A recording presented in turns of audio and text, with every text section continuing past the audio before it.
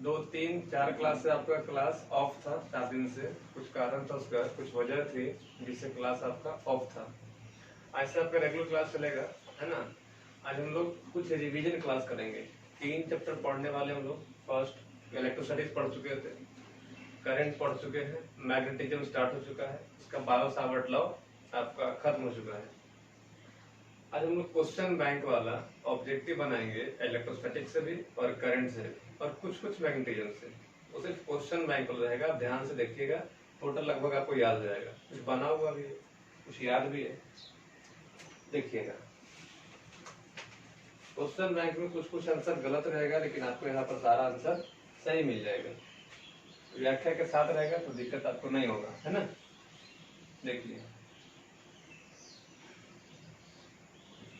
Question bank objective,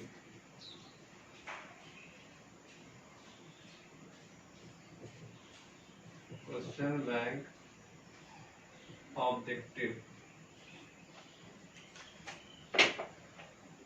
आपको लगभग हर 2-3 दिन पर ऑब्जेक्टिव वाला वीडियो मिल जाएगा, ठीक है।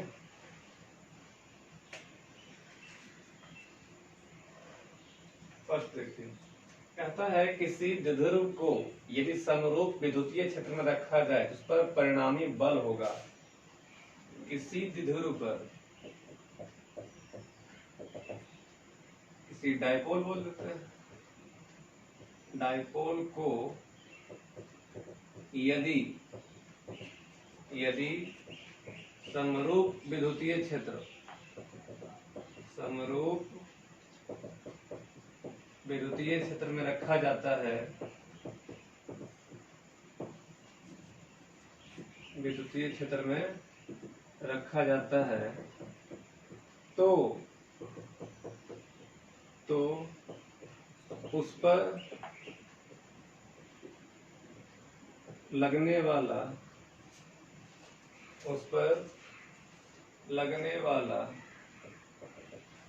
परिणामी विद्युतीय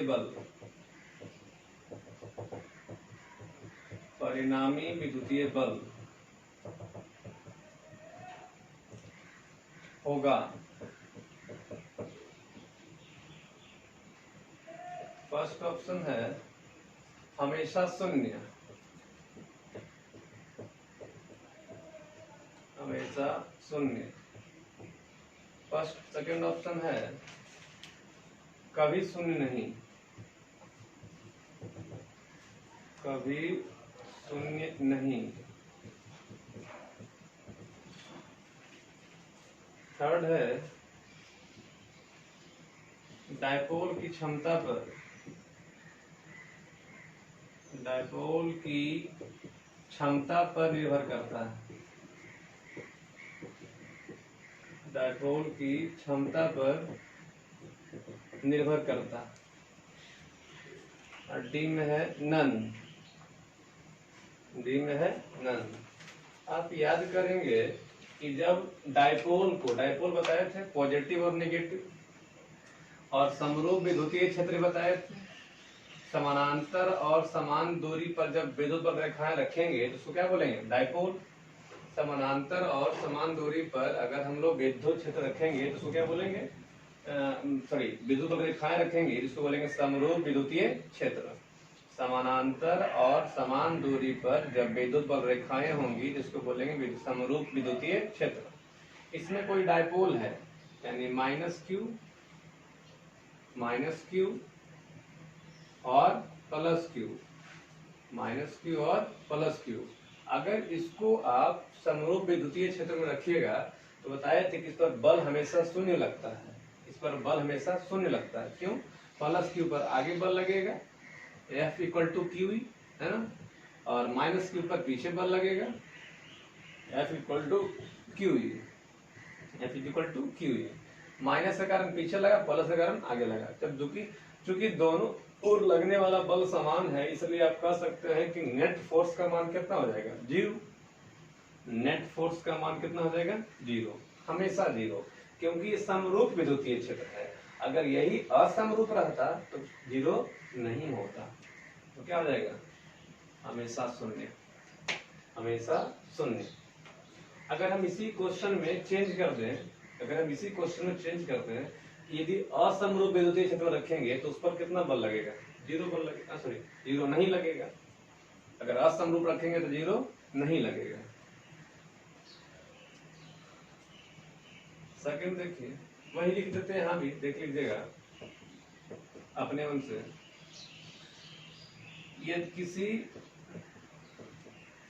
किसी डायपोल को यदि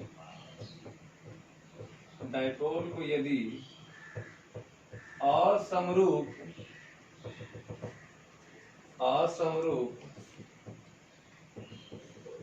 विद्युतीय क्षेत्र में रखा जाता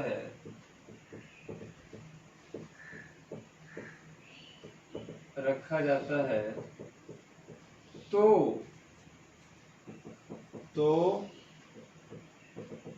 उस पर लगने वाला परिणामी विद्युतीय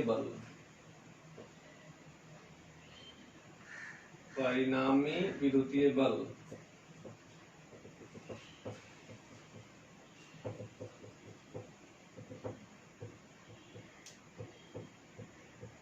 होगा। सब ऑप्शन वही हो जाएगा, हमेशा शून्य। सेकंड ऑप्शन हो जाएगा कभी शून्य नहीं। थर्ड हो जाएगा डायपोल की क्षमता पर निर्भर करता है।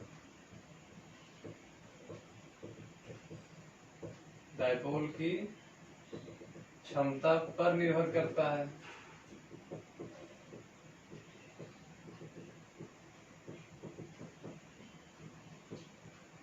और डी में हो जाएगा नन।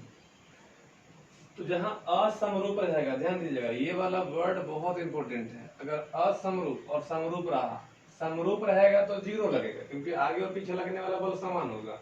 लेकिन जहां असमरूप रह गया वहां समझिएगा कि आगे कुछ और लगता होगा, पीछे कुछ और लगता होगा, तब उस केस में शून्य नहीं होगा। मतलब आगे कुछ और बल लगेगा, पीछे कुछ और बल लगेगा, तो 0 कभी 0 नहीं होगा, याद रखिएगा।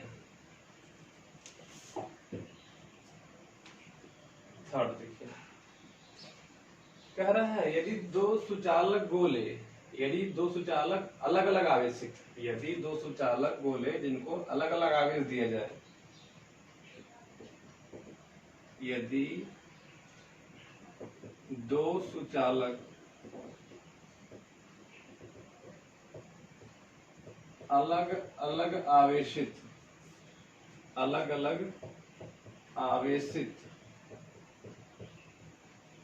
करने के बाद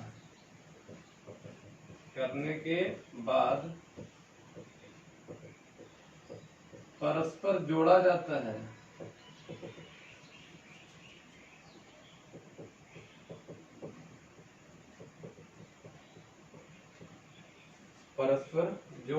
है, तो ऑप्शन देखिएगा। फर्स्ट ऑप्शन कहता है कि दोनों गोलों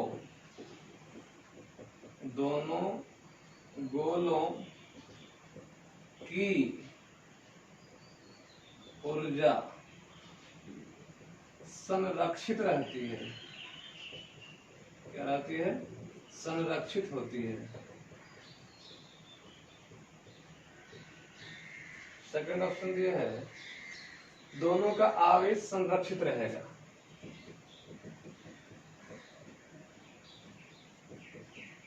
दोनों का आवेश संरक्षित रहेगा।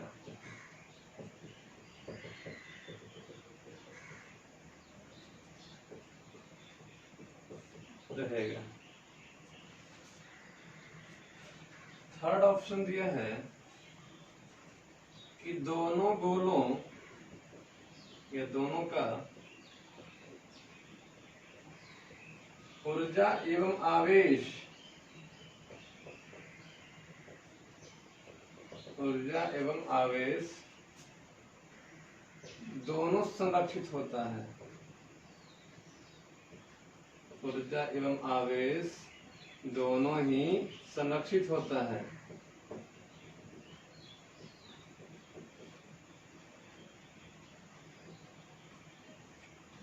और डी ऑप्शन दिया है आपको, कोई नहीं, बोले तो नन। इसका समझिएगा थर्ड क्वेश्चन को, ये थोड़ा सा इसको वीवीआई मार्क कर लीजिएगा। क्या कहता है कि जब दो गोला, यहाँ पर Q1 मान लीजिए, यहाँ पर Q2 मान लीजिए, ठीक है, इनको आप जोड़ दीजिए। क्या बोला, यदि दो सुचालक अलग अलग आवेश है, दोनों का आवेश अलग अलग है, एक Q1 मान लिया गया, एक Q2 मान लिया गया, उसको वह परस्पर जोड़ दिया गया। तो जब जोड़ देंगे तो बताए थे कि चार्ज फ्लो करेगा हाई वोल्टेज से लो वोल्टेज, चार्ज बहेगा हाई वोल्टेज से लो वोल्टेज। तब आप कहेंगे कि दोनों में से जब चार्ज का फ्लो होगा तो बताए थे कि चार्ज के फ्लो के दौरान ऊर्जा का हानि होता है। चार्ज के फ्लो के दौरान ऊर्जा का हानि होता है, जिसको बोलते हैं loss in energy delta U.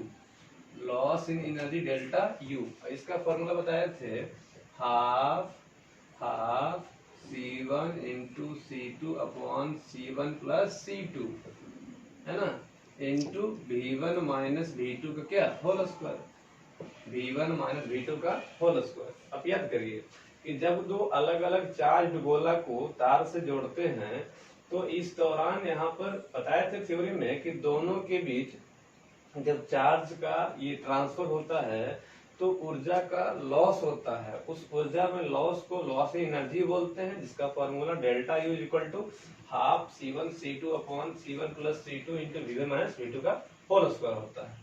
तो आप कहेंगे कि ऊर्जा का तो हाफ लॉस होगा, ऊर्जा का तो लॉस होगा। इस दौरान यहाँ पर क्या संरक्षित होगा, आवेश। इस दौरान यहाँ पर क्या संरक्षित होगा, आवेश, क्योंकि आवेश की ना तो उत्पत्ति होती है और ना ही विनाश होती है। आवेश की ना तो उत्पत्ति होती है और न ही विनाश होती है, इसलिए केवल और केवल आवेश ही संरक्षित होगा। इसलिए केवल और केवल आवेश ही संरक्षित होगा, आप याद रखिएगा। क्योंकि दो चालक गोला को जब जोड़ेंगे तो ऊर्जा में हानि होता है, जिसको लॉस एनर्जी बोलते हैं। उसका फॉर्मूला बता चुके थे, प्रूफ भी किया हुआ है इसको, delta U equal to half C1 C2 बटा C1 plus C2 into V1 V2 का होल स्क्वायर। फोर्थ नंबर देखिए, मिटाते हैं। फिलहाल देखिए इसको फिर से एक बार, क्या कहता है कि जब समरूप विद्युतीय क्षेत्र में रखेंगे, समरूप विद्युतीय क्षेत्र में रखेंगे तो कितना बल लगेगा, 0 डायपोल पर। लेकिन जब असमरूप पर रखेंगे तो कितना, नॉन जीरो, क्योंकि असमरूप का मतलब आगे कुछ और पीछे कुछ और, तो नॉन जीरो, जीरो नहीं लगेगा। फिर कहा यदि दो सुचालक अलग अलग आवेशित गोला को जब साथ में जोड़ेंगे तब क्या होगा, तो जब दो अलग अलग आवेशित गोला को जोड़ते हैं तो बताया तो वहां पर एनर्जी का लॉस होता है, तार गर्म हो जाता है जब दो सुचालक गोला को जोड़िएगा तो उस केस में जब तार गर्म हो जाएगा ऊर्जा का लॉस होगा, इसका मतलब ऊर्जा संरक्षित नहीं होगी, ऊर्जा संरक्षित नहीं होगी। अच्छा, ये बताया थे कि आवेश की न तो उत्पत्ति होती है और न ही विनाश होती है, इसलिए तार को जोड़िएगा भी, दोनों गोला को जोड़िएगा आई मीन। तो जब दोनों गोला को जोड़िएगा तो उस केस में आवेश क्या होगा, संरक्षित होगा, क्योंकि इस ना तो उत्पत्ति और ना ही विनाश होती है। ध्यान से देखिएगा। अब आगे देखिए फोर्थ नंबर 3 कहता है कि समानांतर प्लेट संधारित्र, समानांतर प्लेट संधारित्र में प्लेटों के बीच अगर कोई परावैद्युत पदार्थ डालते हैं तो उसकी धारिता क्या होती है ना। देखिए थोड़ा सा इंग्लिश लिख देते हैं, कोई दिक्कत नहीं है। कैपेसिटर में दोनों प्लेटों के बीच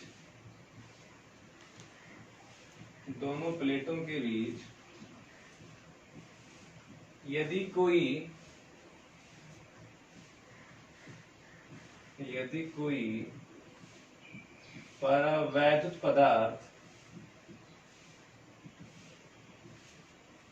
परावैद्युत पदार्थ डाला जाए तो उसकी धारिता, तो उसकी धारिता ए में देखिए बढ़ेगी,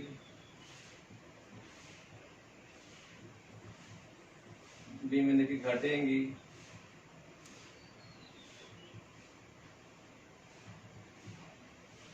सी में समान रहेगी,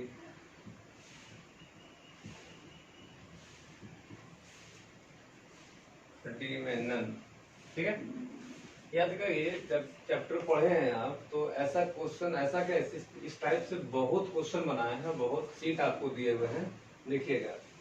तो याद करिए संधारित्र की धारिता पूछा है, तो धारिता का फॉर्मूला में पढ़े थे C equal to epsilon not epsilon r a upon d, epsilon not epsilon r a upon d, epsilon not epsilon r a upon d. तो जब ये प्लेट नहीं था, सॉरी जब कोई पदार्थ नहीं था तो कुछ नहीं, सिर्फ केवल epsilon not a upon D होता है। जब कोई पदार्थ नहीं डाले हो आप तो केवल epsilon not a upon D होता है। लेकिन जैसे ही कोई पदार्थ डाल दिए तो धारिता का फॉर्मूला बन जाता है epsilon not epsilon r a upon d. जब कोई पदार्थ डाल दिए तो epsilon not epsilon r a upon d, है ना। तो पदार्थ डालने पर जब ये आ जाता है तो स्वाभाविक है कि धारिता क्या हो जाएगी, बढ़ जाएगी। पदार्थ डालने पर एप्सिलॉन आर आ जाता है, इसलिए स्वाभाविक है कि धारिता इससे बढ़ जाएगी। ठीक है, तो ऑप्शन नंबर हो जाएगा ए।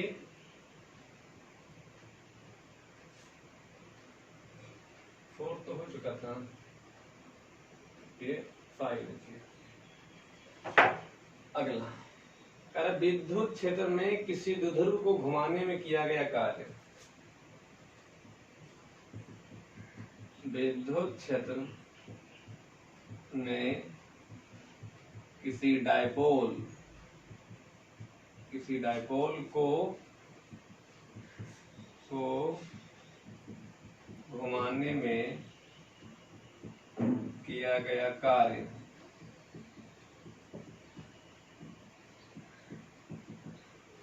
ठीक है,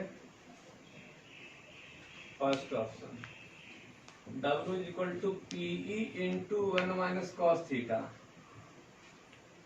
ठीक है, b W is equal to PE time theta. C W is equal to PE sec theta. और डी आपको हो जाएगा नन।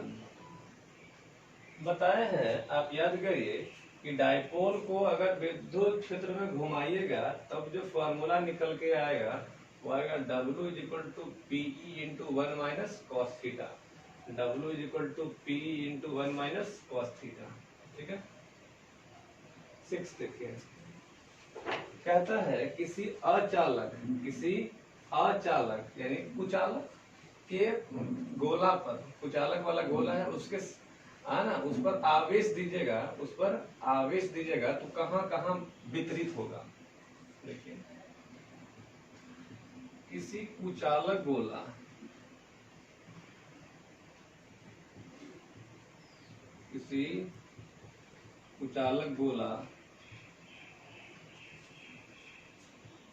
को आवेशित करने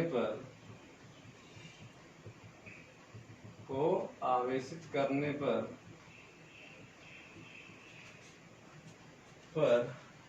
आवेश उपस्थित होगा।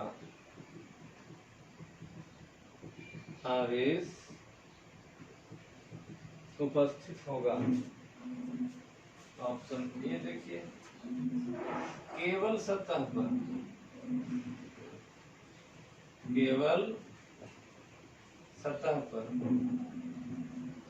बी में देखिए, केवल अंदर।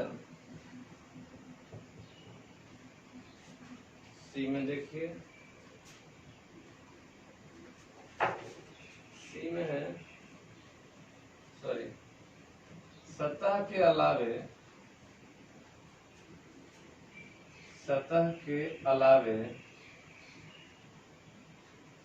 अंदर भी।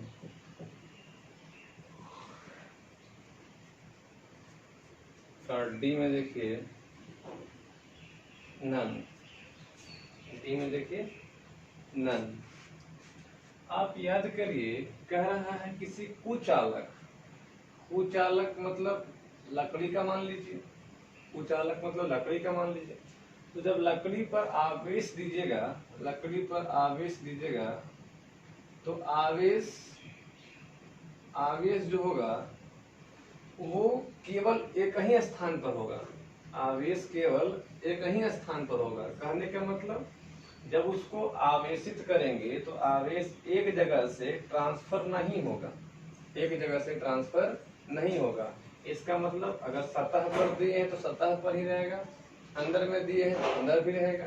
ठीक है, इसका मतलब आवेश जो है ट्रांसफर नहीं होगा। तो जैसे मान लिया जाए ये मार्कर है, ये प्लास्टिक का कुचालक है, इसको आवेशित करेंगे, इससे इलेक्ट्रॉन निकालेंगे, इलेक्ट्रॉन निकालेंगे, इस पर क्या हो जाएगा, केवल पॉजिटिव आवेश। तो पॉजिटिव आवेश जो होगा वो सतह के साथ साथ अंदर भी होगा, सतह के साथ साथ क्या होगा, अंदर भी होगा। क्यों? क्योंकि इसमें क्या है, अगर कोई सुचालक होता, अगर कोई सुचालक, तो सुचालक में अंदर में कोई आवेश नहीं रहता है, रिपल्सन के कारण वो कहाँ चला जाता है, सतह पर।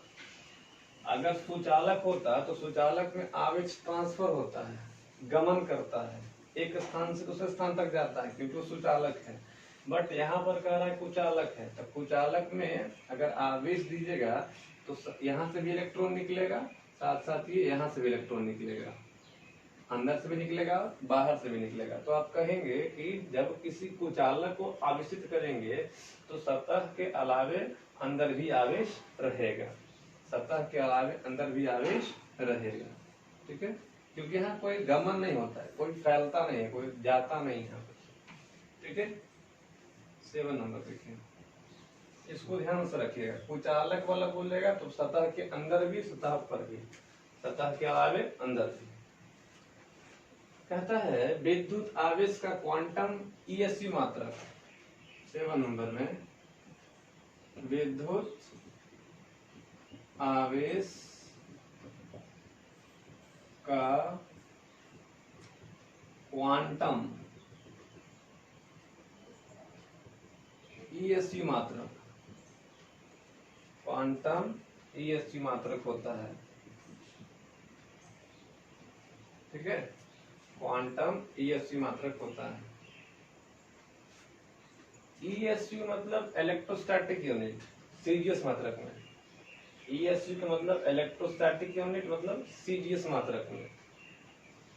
तो क्वांटम मतलब हो गया मिनिमम, क्वांटम मतलब मिनिमम। तो मिनिमम आवेश होता है अगर एसआई मात्रक में हो, तो एसआई मात्रक में हो जाएगा 1.6 इंटू 10⁻⁻19 कूलम। याद करिए, सबसे कम आवेश एक इलेक्ट्रॉन होगा, क्योंकि एक इलेक्ट्रॉन ही न्यूनतम आवेश है, एक इलेक्ट्रॉन को आप तोड़ सकते नहीं है। तो सबसे कम आवेश कितना है, 1.6 इंटू 10⁻19 कूलम, ये ना है। तो कूलम है तो कौन से मात्रक में हो गया, एसआई मात्रक में।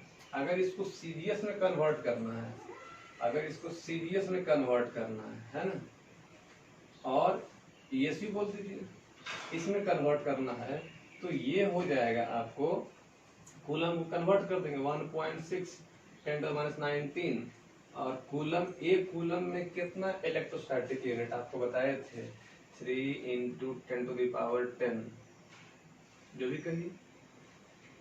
ईएसयू, एक कूलम में कितना ईएसयू, एक कूलम में कितना ईएसयू, तो 3 इंटू 10⁻10 था, गुना कर देंगे तो ये आ जाएगा 4.8, है ना, 4.8 10⁻⁹ ESU, 4.8 इंटू 10⁻⁹ ESU। अच्छा, ऑप्शन में लिखते हैं, ऑप्शन है कितना है, 4.78 इंटू 10⁻⁻10 -10। ओ, यहाँ पर थोड़ा सा देख लीजिएगा, 9 होगा, तो यहाँ पर कितना बच जाएगा, 10 बच जाएगा।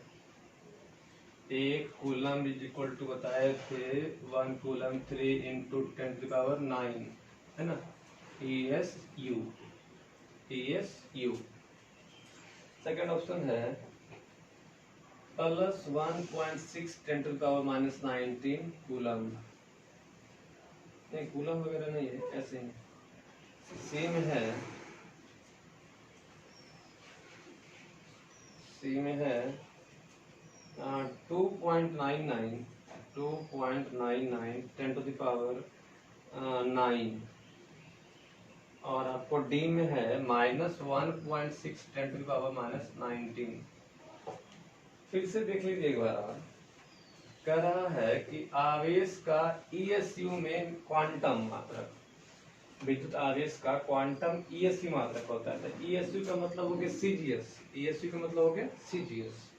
तो याद करिए, अगर SI में बोला जाएगा तो सब क्वांटम का मतलब सबसे कम, क्वांटम का मतलब सबसे कम, तो सबसे कम SI मात्रक में एक इलेक्ट्रॉन होगा, एक ही इलेक्ट्रॉन सबसे कम आवेश होता है।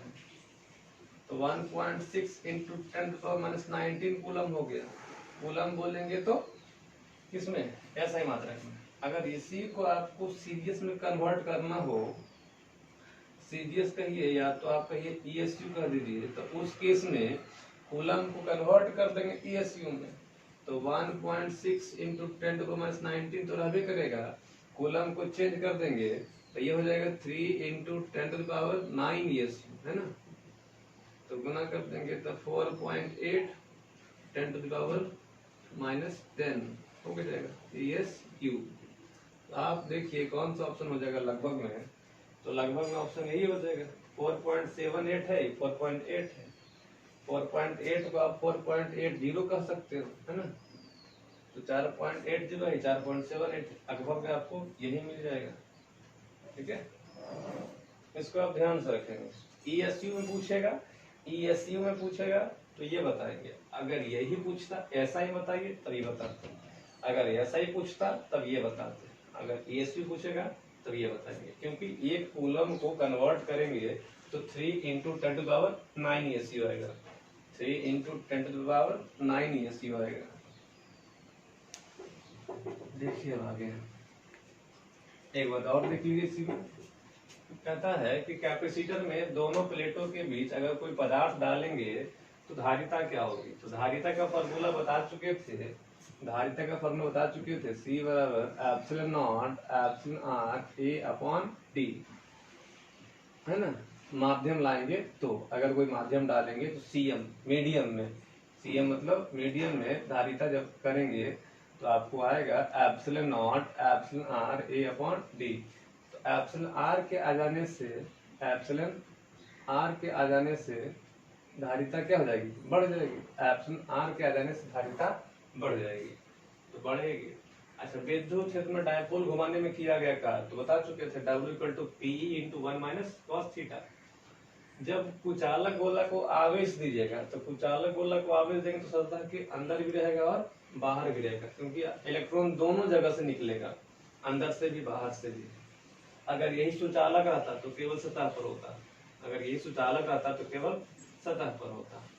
विद्युत आवेश का क्वांटम ESU मात्रक, तो क्वांटम ESU का क्वांटम का मतलब सबसे कम, तो सबसे कम एक इलेक्ट्रॉन होगा। तो एक इलेक्ट्रॉन का आवेश जानते हैं आप 1.6 10⁻19 कूलम में, लेकिन यहाँ कह दिए ESU में, तो कूलम को चेंज कर देंगे ESU में, तो चेंज किए तो कितना आएगा 4.78 10⁻10।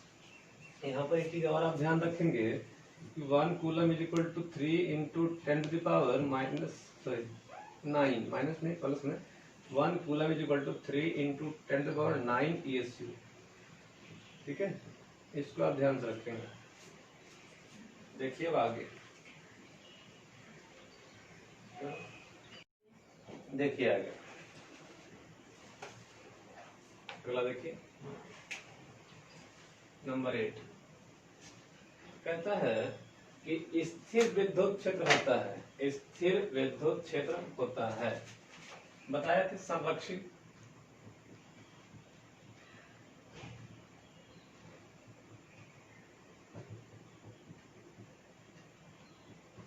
स्थिर विद्युत क्षेत्र होता है। फर्स्ट ऑप्शन क्या रहा है, संरक्षी बोले तो कंजर्वेटिव। सेकंड ऑप्शन क्या रहा है, असंरक्षी नॉन कंजर्वेटिव।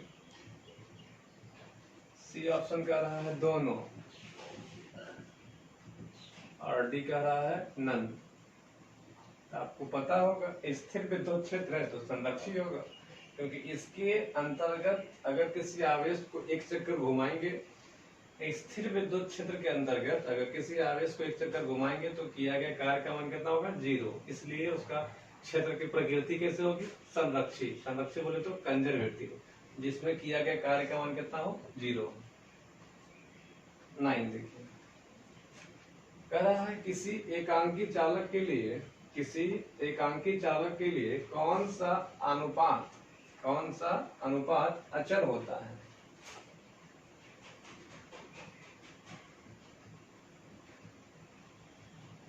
ऑप्शन आप ध्यान से सुनते रहेंगे, देखते रहेंगे। क्वेश्चन बैंक में कुछ कुछ गलत रहेगा। किसी एकांकी चालक के लिए कौन सा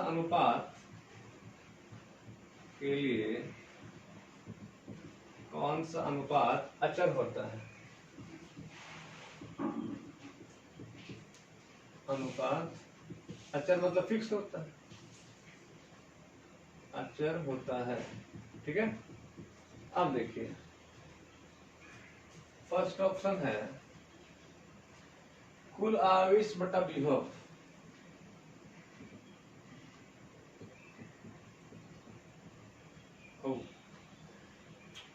कुल आवेश बटा विभव। सेकंड ऑप्शन है दिया गया आवेश बटा विभवांतर। दिया गया आवेश बटा विभवांतर। थर्ड ऑप्शन है कुल आवेश का स्क्वायर। कुल आवेश का क्या है, स्क्वायर अपॉन विभव। डी हो जाएगा नन। ध्यान दीजिए, कह रहा है किसी एकांकी चालक के लिए एक ही मतलब चालक है, तो एक ही चालक है तो इसको मान लीजिए, इस पर क्यों आवेश दीजिए। एकांकी चालक आवेश कह रहा है तो आवेश दे देंगे। तो जब आवेश दीजिएगा तो आप देखिएगा, आवेश जब दीजिएगा तो इसमें आप नोटिस करेंगे कि हम लोग पढ़े थे C = Q upon V। C = Q upon V, है ना, कि जो विभवांतर होगा, किसी भी चालक का जो विभवांतर होगा या विभव होगा, है ना, वो दिया गया आवेश से क्या होगा, समानुपाती होगा। दिया गया आवेश के समानुपाती होगा, मतलब जितना ज्यादा आवेश देंगे उतना ज्यादा उसका विभवांतर बढ़ेगा या विभव बढ़ेगा।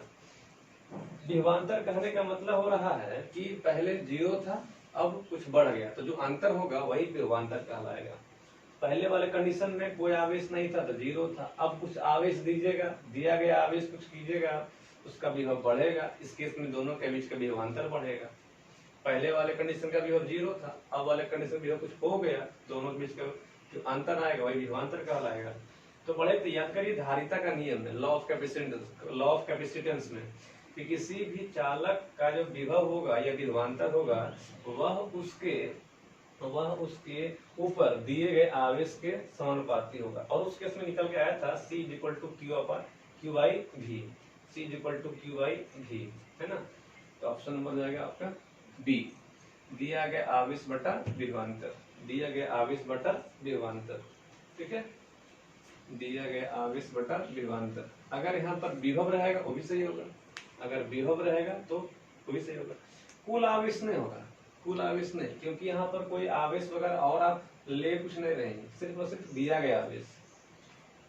कुल आवेश नहीं होगा, आइसोलेटेड है ना, एकांकी है, एक ही चालक है, तो एक ही चालक है तो सिर्फ आवेश दीजिएगा तो दिया गया आवेश हो जाएगा। कुल आवेश नहीं, कुल आवेश का मतलब होता है कि दो चालक है और दो चालक के इसमें सटा रहे हैं, फिर आप अलग कर रहे हैं, तब उस केस में कुल आवेश बोलेंगे। एक ही चालक है तो सिर्फ दिया गया आवेश कहेंगे। 10 नंबर देखिए, कहता है 64 समरूप बूंदे, इसको याद रखिएगा, ये बहुत इंपॉर्टेंट है। आंसर भी होता है 20। 64 समरूप बूंदे, 64 समरूप बूंदे जिनकी धारिता, जिनमें प्रत्येक की धारिता, जिनमें प्रत्येक की धारिता, प्रत्येक की धारिता 5 माइक्रोफराड है, 5 माइक्रोफराड है, वे आपस में मिलकर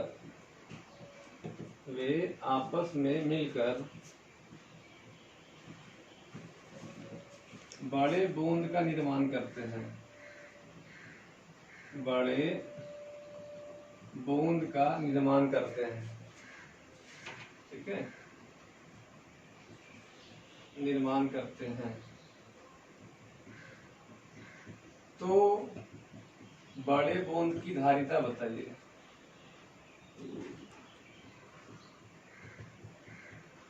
बताए थे, याद करिए थ्योरी में, पेज भी दिए थे इस केस में। बड़े बूंद की धारिता है ना। फर्स्ट ऑप्शन दिया है 25 माइक्रोफराड, सेकंड ऑप्शन दिया है 4 माइक्रोफराड, थर्ड ऑप्शन दिया है 164 माइक्रोफराड और फोर्थ ऑप्शन दिया है 20 माइक्रोफराड। 64 समरूप बूंदे हैं जिनमें प्रत्येक की धारिता 5 माइक्रोफराड है, वो सब आपस में मिलते हैं, बड़े बूंद का निर्माण करते हैं। तो बड़े बूंद की धारिता पूछा, तो याद करिए धारिता के लिए फॉर्मूला बताए थे, C dash is equal to n का पावर, याद करिए formula, C dash is equal to n का पावर 1/3 इंटू C, n का पावर 1/3 इंटू C। ठीक है, अब C डैश बड़े बूंद कितना टोटल है, 64 है, तो 64 का कर देंगे 1 का पावर 3 1/3 और प्रत्येक बूंद की धारिता कितना है 5। तो करेंगे इसको तो आएगा ये 64 का 1/3 करिए तो 4 आएगा, अब गुना 5 करिएगा तो आएगा 20 माइक्रोफराड, 20 माइक्रोफराड। ऑप्शन नंबर हो जाएगा डी। फॉर्मूला आंसर याद नहीं कीजिएगा, हम जानते हैं बहुत को आंसर क्वेश्चन बैंक में बहुत बार पूछा हुआ है, इसलिए आप 20 याद कर लीजिएगा। नहीं, आप फॉर्मूला रखिए, आपको डाटा चेंज करेगा तो आपसे बन जाएगा। फॉर्मूला है C dash is equal to n का पावर 1/3 इंटू C।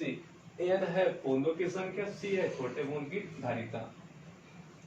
11 देखिए, 1 कूलम इज इक्वल टू, देखिए पूछ दिया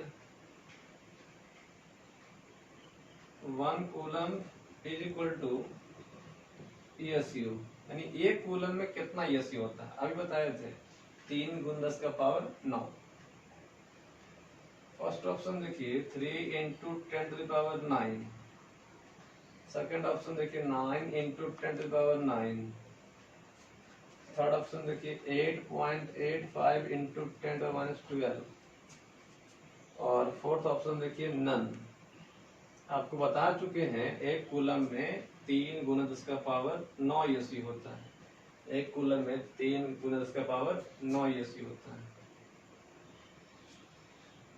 12 देखिए, कह रहा है इलेक्ट्रॉन का विशिष्ट आवेश होता है, इलेक्ट्रॉन का विशिष्ट आवेश, इलेक्ट्रॉन का विशिष्ट, शायद ये नहीं पढ़ा पाए होंगे, ये बताए भी कुछ कुछ बैच में, लेकिन बहुत में नहीं बताया, हमको याद है। इलेक्ट्रॉन का विशिष्ट आवेश, विशिष्ट आवेश का हिंदी होता है स्पेसिफिक चार्ज, इंग्लिश होता है सॉरी, विशिष्ट आवेश का इंग्लिश होता है स्पेसिफिक चार्ज, स्पेसिफिक चार्ज होता है, होता है।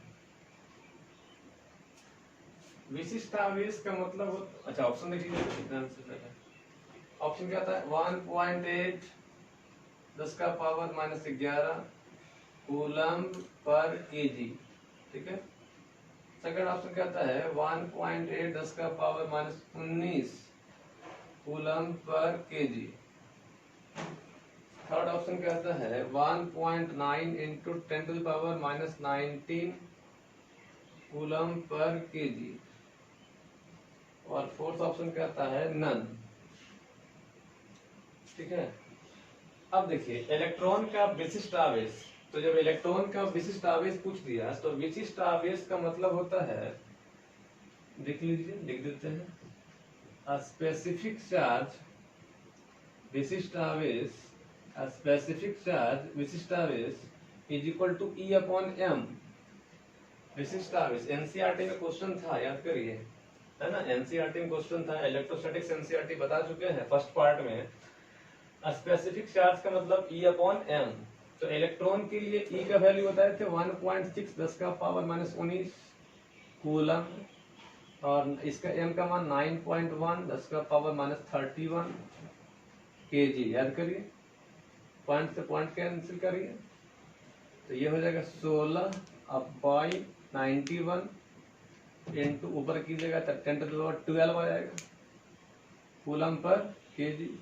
जब इसे निकालिएगा तो 160/91 इंटू 10⁻+11, याद करिएगा, +11 ध्यान से देखिए, +11 कूलम पर केजी, तो ये आएगा 1.8 10⁻+11। तो 1.8 10⁻+11 नहीं, बल्कि ये -11 है, इसलिए ये ऑप्शन नहीं, ये ऑप्शन नहीं, तो कोई ऑप्शन नहीं, तो ऑप्शन नंबर डी। ठीक है। स्पेसिफिक चार्ज का मतलब बोले तो E अपॉन एम, तो इलेक्ट्रॉन का वैल्यू रख दिए E वाला, एम का वैल्यू रख दिए, इसको काट उठ किए तो आपको मालूम चला कि ये ऊपर गया तो +12 हो गया, -31 से ऊपर गया तो +31, -19 करिएगा तो +12 आएगा, एक निकालिएगा तो 11 बचेगा प्लस में, और प्लस में है कोई ऑप्शन नहीं है, तो इस केस में आपको कौन ऑप्शन हो जाएगा, डी। फिर से एक बार देखिए, अगर स्थिर विद्युत क्षेत्र की प्रकृति पूछेगा, स्थिर विद्युत क्षेत्र की प्रकृति पूछेगा, उसके तो उसको संरक्षी बोलेंगे, क्योंकि स्थिर विद्युत क्षेत्र में अगर कोई आवेश पे एक चक्कर लगाते हैं आप, तो किया गया कार्य का मान आता है 0। फिर कहता है किसी एकांकी चालक के लिए कौन सा अनुपात अचर होता है, तो जब भी कहती है एकांकी चालक, आइसोलेटेड कंडक्टर, तो उस केस में आपको हो जाएगा कि दिया गया आवेश, है ना, कुल आवेश की बात नहीं करेंगे, कुल आवेश की बात तभी करते हैं जब कोई दो कंडक्टर होता है, उसको आसपास आपस में मिलाते हैं तो आवेश का स्थानांतरण होता है, तब वहां पर कहते हैं कुल आवेश या कुल विभव। ठीक है। जब कोई दो रहता है तब वहां बोलते हैं कुल आवेश या कुल विभव, जब एक ही है तो सिर्फ दिया गया आवेश, है ना, ऑप्शन नंबर बी। 64 समरूप बूंदे हैं जिनमें प्रत्येक की धारिता 5 माइक्रोफराड है, वो आपस में मिलते हैं तो बड़े बूंद की धारिता निर्माण करते हैं, मतलब बड़े बूंद निर्माण करते हैं तो उसकी धारिता पूछता है। तो ऐसा जब क्वेश्चन था तो बता चुके थे थ्योरी में, सबका फॉर्मूला प्रूफ किए हैं, आप थ्योरी कंसल्ट कीजिएगा तो देखिएगा कि सारे फॉर्मूला बताए थे कि जब भी धारिता वाला क्वेश्चन हो, धारिता और बूंद वाला क्वेश्चन हो, तो फॉर्मूला यहाँ पर था C' = n का power 1/3 into C, C' = n का पावर 1/3 इंटू C। यहाँ n है, बूंदों की संख्या 64 है, 1/3 रख दिया, C का मान 5 दिया था, कटकुट किया तो आपको 20 आया, 20 आया, बहुत बारी पूछा हुआ है। फिर कहा एक कूलम में कितना SU, पहले बता चुके हैं, 1 कूलम = 3 इंटू 10�9 SU, 3 × 10�9 SU। फिर 12 कर दिया, इलेक्ट्रॉन का विशिष्ट आवेश होता है, विशिष्ट आवेश का मतलब स्पेसिफिक चार्ज, स्पेसिफिक चार्ज का कहने का मतलब E upon m, E upon m, तो E का वैल्यू रखिए, एम का वैल्यू रखिए, काट करिए तो आपको +11 आया, +11 कोई ऑप्शन नहीं, इसलिए ऑप्शन नंबर हो जाएगा